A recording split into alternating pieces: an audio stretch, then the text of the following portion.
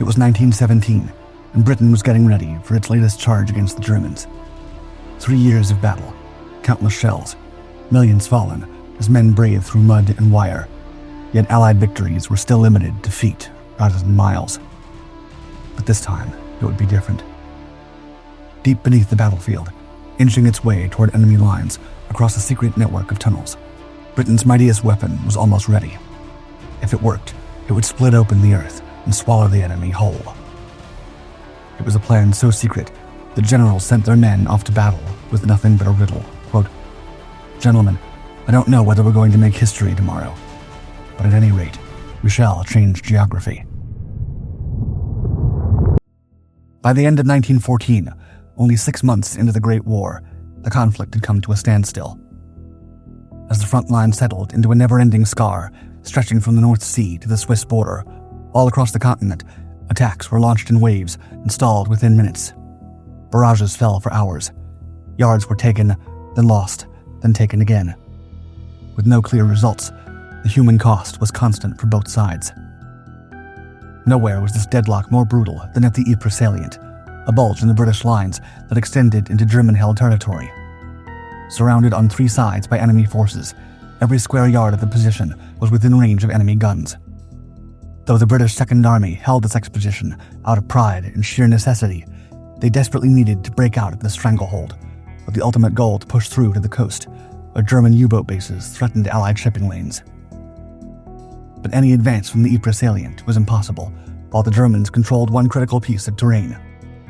Known as the Messines-Victories Ridge, this elevated ground, located south of the salient, was home to the occupied villages of Messines and Victories. From here, German artillery observers could watch the entire southern sector of the salient, tracking movements, firing on reserves, and detecting preparations for any offensive, compromising every operation in the salient before it even began. Reclaiming the ridge would not only blind German observers and improve conditions in the salient, but also relieve pressure on French forces to the south and set the stage for the larger upcoming offensive across Flanders. However, British planners had already tried time and time again to dislodge the enemy, losing more than they gained with every failed plan. With a new year of war on the horizon, the British High Command knew it would take a lot more than a frontal assault to crack the German line. This time, their plan didn't begin with artillery, tanks, or infantry. It would begin with a pickaxe. From the very start of the Great War, commanders on all sides turned to mining and underground warfare as a way to escape the deadlock and avoid the danger of frontal assaults. Military engineers carved extensive tunnel systems beneath no man's land, using them to launch surprise raids, deliver explosives to enemy trenches, and destroy supply depots and communication lines with devastating blasts. By far, the most extensive and ambitious users of underground warfare on the Western Front were the British forces. In the winter of 1915, the British Expeditionary Force deployed specialized Royal Engineer tunneling companies, military mining units composed of engineers, sappers, and former coal miners, to launch deep mining projects along the Ypres salient, targeting key German fortifications around Messines, and digging shafts up to 20 feet underground to lay the explosive charges. However, Chief Engineer Brigadier George Foch recommended excavating at depths of 60 to 90 feet, a depth that he thought would prevent German forces from discovering British mining activities in the area. While these early mining efforts were still underway, General Herbert Plumer took charge of the Messines Ridge sector. As the newest commander of the British Second Army, Plumer recognized the potential of underground warfare, not as a side tool, but as a potential pièce de résistance in an entire offensive. In January 1916, he presented a bold proposal to Field Marshal Douglas Haig, Commander-in-Chief of the British Expeditionary Force and the top military commander on the Western Front. Plumer's plan was unlike anything attempted before. Instead of supporting the offensive with underground charges, he would build the entire battle around them. British tunneling companies would go deeper than ever, carving galleries through soft clay and waterlogged earth to reach beneath key German positions on the ridge. Explosives would be placed directly under strongpoints, dugouts, and command posts. When the moment came for the Battle of the Messines Ridge, the elevation would be blown apart from within. The eruption would signal the start of the assault, catching the defenders in chaos and clearing the way for the infantry to move and overrun the salient and the villages of Messines and Victories once and for all. Haig approved the plan without hesitation. By early 1916, the most ambitious mining operation of the war was underway. The British would spend the next year building an entirely new front line, completely out of sight from the enemy. The tunneling companies drew their crews from Britain's coal miners and London's sewers, men who understood darkness and dirt.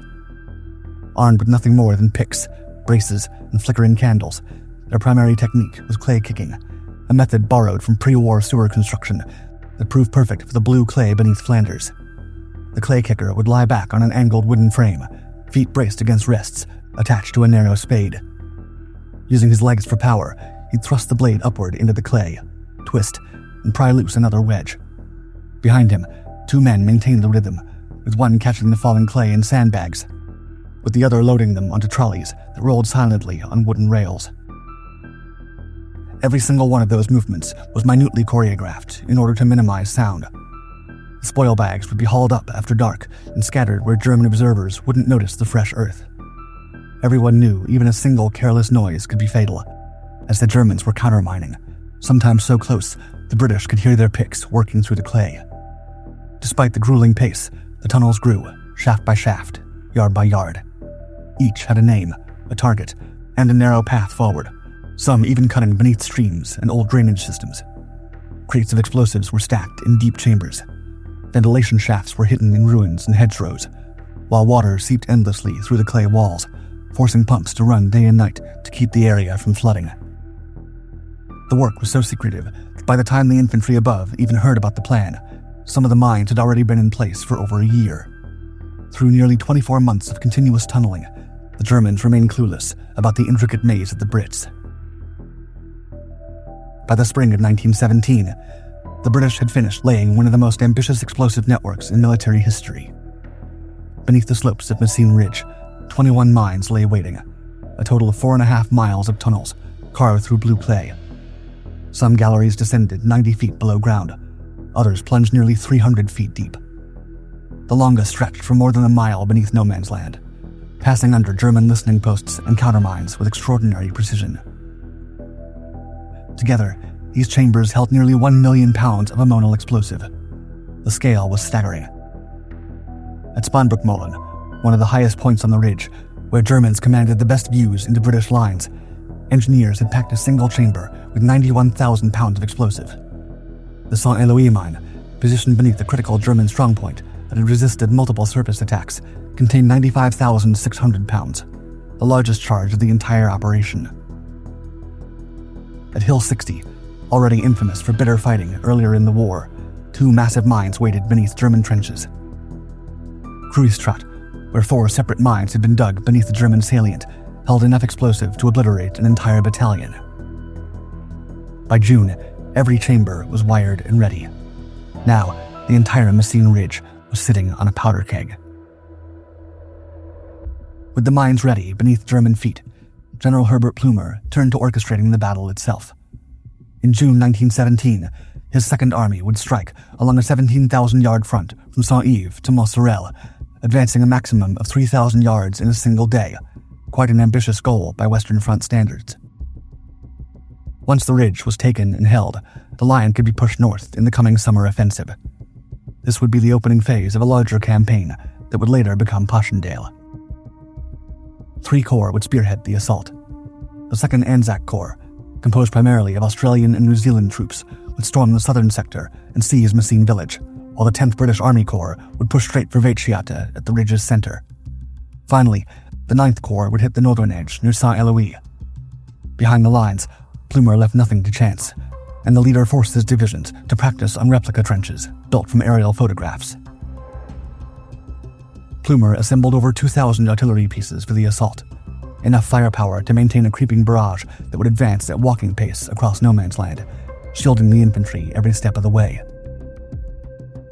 Gas and smoke shells would blind German positions on the flanks, while a handful of Mark IV tanks waited in reserve, though everyone knew the cratered terrain would limit their effectiveness. The British knew what they were up against. On June 1st, stating the salient must be, quote, held at all costs. As a result, absolutely everything hinged on split-second timing. The attack would launch at 3:10 a.m., starting with the underground explosions. Any delay, any hesitation, and the Germans would have enough time to recover from the shock and man their guns. The week before the attack, for 7 days, 2,230 guns pounded corpsman positions, cutting wire, smashing strongpoints, and hunting enemy batteries, shooting over 3.5 million shells in the area. Meanwhile, assembly trenches were dug just 150 yards from German lines, close enough to hear enemy sentries coughing in the night. By June 5th, thousands of men crouched in their jumping-off points. The mines were ready to blow. On June 7th, 1917, just a half hour before dawn, the British artillery fire lifted at Messines Ridge. As the silence spread all over the front line, the waiting troops reportedly heard a nightingale singing. Then, at exactly 3:10 a.m., the earth split open. The first detonation came beneath Hill 60, shattering the stillness with a deep, concussive roar. A split second later, the Caterpillar mine went off, then the ones at Middle State Farm, Kruistraat, and Peckham.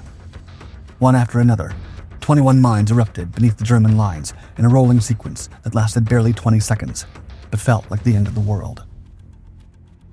At Spandrukmolen, near the highest crest of the ridge, where the engineers had buried 91,000 pounds of ammonal, the effect was almost biblical.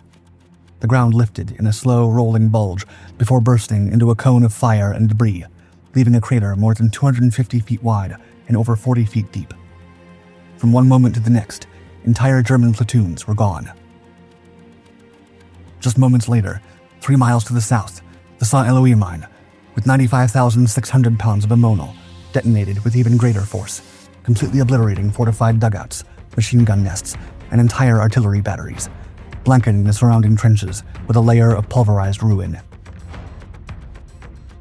From the British trenches, the soldiers could see bright orange red flashes pulsing up from the ground, immediately followed by geysers of soil, stone, timber, and bodies. According to Patrick Carroll, who served with the Royal Dublin Fusiliers, one explosion was the most terrible sound he'd ever heard, stating, quote, "It was worse than an earthquake. My own reaction that morning was that the German army had sprung the mine on us, and we were all going to be swallowed up in the bowels of the earth, buried alive." The collective impact of the Messines Ridge mines was so great that they were reportedly heard all over Europe, all the way to Ireland and France. Even British Prime Minister David Lloyd George heard them from London, around 160 miles away. The shockwave rolled outward like a living, breathing thing. Soldiers near the front felt their lungs compress and their ears rupture. Some were flung backward. Further behind, the sound rattled mess tins and awoke sleeping men miles and miles away from the front. For 5 full minutes after the last explosion, no orders were needed. The German line had simply ceased to exist. Over 10,000 German troops were gone in an instant. When the earth finally stopped shaking, nearly 80,000 Allied troops, Australians, New Zealanders, Canadians, and British, were already moving. However, they walked right into a wall of dust. With a thick layer of smoke blanketing the battlefield, visibility dropped to 0, leaving entire battalions unsure of what to do. But as the light began to shift, the men could see crater after crater emerging through the haze. Everywhere they turned, the terrain had been transformed into something from the end of the world. Then, the survivors began to appear. German soldiers stumbled forward in total shock, some surrendering without firing a shot, others clinging to the approaching British troops, every single one too terrified to keep fighting. According to historian Nigel Steele, quote, "With so many mines going off, one after the other, none of them knew how many more there were to come." The attack moved fast. On the right, Australian and New Zealand troops swept through Messines village, clearing dugouts and capturing prisoners by the dozen. In the center, British forces closed in on Beitschiata, where German resistance had already collapsed. Their artillery reply came late. Most guns had been destroyed or buried. In the craters, British infantry found stunned survivors wandering in shock. Machine gun nests that might have halted the advance were buried beneath tons of dirt. Before the battle, Messines had been turned into a fortress, with 5 pillboxes guarding its approaches. Cellars converted into bunkers, and dozens of trenches ringing the outskirts. Nonetheless, the brave New Zealanders followed close behind their barrage. At a German strongpoint known as Swain's Farm, a single tank rolled forward and convinced 30 defenders to surrender. By 7 a.m., the garrison commander was in British hands. Further north, Irish troops from the 36th Ulster Division advanced through the massive crater left by the Spinbrook-Mullen mine. The 47th Division pressed forward, so close to their own artillery that they crossed 300 yards of trenches in only 15 minutes. At a fortified estate called White Chateau, the last holdouts gave in after a trench mortar bombardment at 7:50 a.m. That afternoon, the final push began, when Australian troops stormed toward Oosterwerne, slamming into concrete pillboxes along the Messines-Varneton road. Tanks blasted through the strongpoints, while late-arriving reinforcements scrambled the attack timing. The expected German counterattack never came, as 2 reserve divisions arrived hours late, only to be torn apart by British artillery as they crossed open ground. At dusk, disaster struck when British guns spotted Germans near Steingast Farm and opened fire, directly onto their own troops. The 12th Australian Brigade, advancing beyond objectives, took the worst of it. Observers, thinking the Australians had withdrawn, called the barrage closer, forcing them to retreat under their own shells. Throughout the day, British aircraft patrolled low, dropping flares and strafing retreating positions. 4 were shot down, but the rest kept headquarters informed in real time. By nightfall, the British held most of Messines Ridge, where German artillery once looked down into the Ypres salient. British troops now held the high ground. In 12 hours, 19 mines and 80,000 men had broken a system that had held for nearly 3 years. The results were staggering. The explosion remained the loudest in history up to the World War II nuclear bombs in Japan, but kept the title of being the most lethal non-nuclear artificial blast in human history. Of the German forces stationed on the ridge, only about 7,200 managed to survive the blast.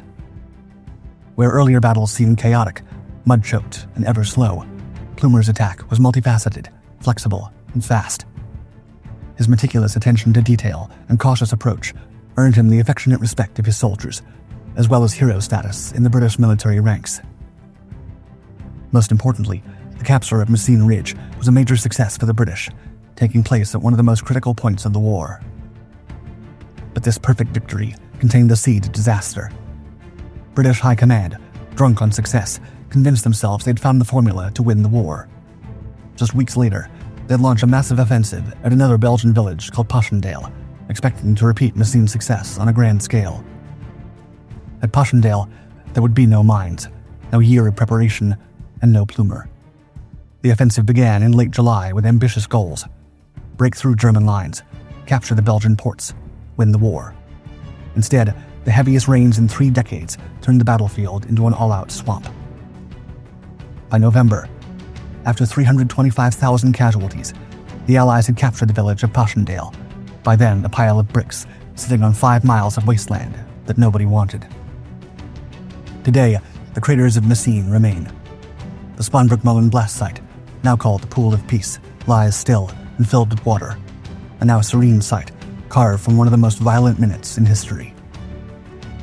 Each year, farmers still unearth rusted shells from that week in June, and buried beneath their fields, 2 mines remain unfired. They hold over 190,000 pounds of ammonal, still wired, still live, but too dangerous to remove and too unstable to detonate. This century-old weapon remains frozen in time.